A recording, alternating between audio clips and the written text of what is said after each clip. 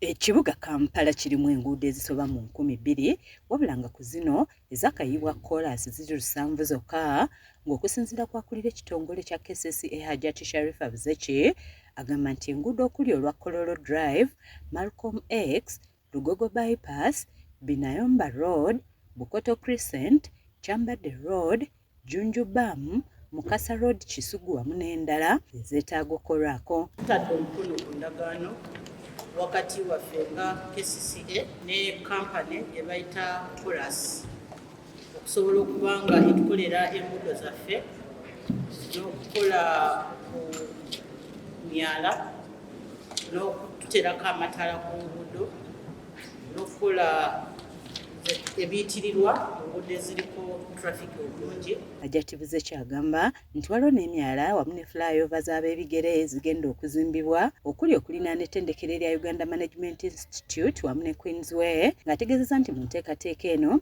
bagendereramu kulwanyisa kizibu ky'amataba aganjala buli nkuba lw'etonnya naddala mu biseera eby'akawungeezi wamu n'akalippagano k'ebidduka mu kibuga. Ate era tugenda kuba nga tukola ebiyitirirwa ebya waggulu 3 mu pulojekiti eyo.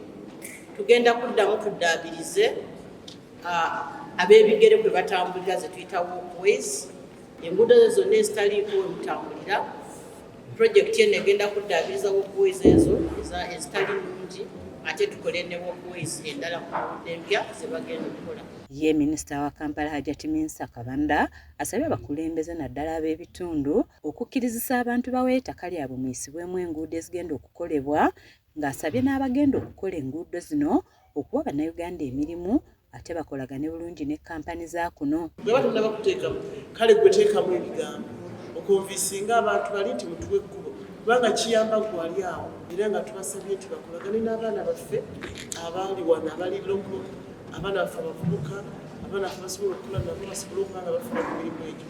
Omukolo guno gwetabiddwako n'omuloodi w'ekibuga Kampala Ssaalongo Erias Lukwago. Buno abudde ab'ekitongole kya KCCA okusooka okukola ku ky'okuliyirira abantu abali mu bifo awagenda okuyisibwa enguudo. We tulina okujja ssente ez'okuliyirira abantu ku mabbali, kati kwegayirira beegayirira, era mulaba ebimu ku biremeza pulojekiti eno okutambula supiidi ey'amaanyi kuba nti tetulina ssente za kuliyirira abantu, tulina kutwala bipapula basayininge baweeyo ettaka.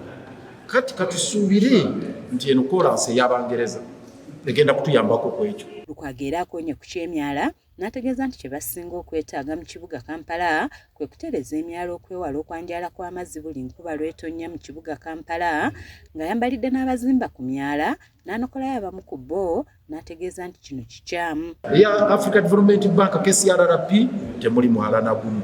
Kati eno eya Greater Kampala twali tutaddemu emyala at least 2-3 lwakugamba bannange tuteekemuko waakiri omwala gumu oba Nalukologo oba Mayanja oba tuddemu Nakivubo, ekibuga buli enkuba lw'etonnya kiswaza. Pulojekiti y'okuddaabiriza enguudo zino wamu n'emyala yakuwa emmenta euro eziwera ddala 250, nga ssente zino zivudde mu banka y'ensi yonna. Tusuubira nti ssente ezo eza World Bank ze yatuwa mu Greater Kampala Metropolitan Area, Africa Development Bank $1 million 288 ne zino €1 million 250, tusuubira nti zijja kubaako bwe zireetawo akamunyeenya mu nguudo zaffe mu kibuga Kampala. Kyasanku Bernard yakusakidde eggulire lino ku lwa KSTV agaleero.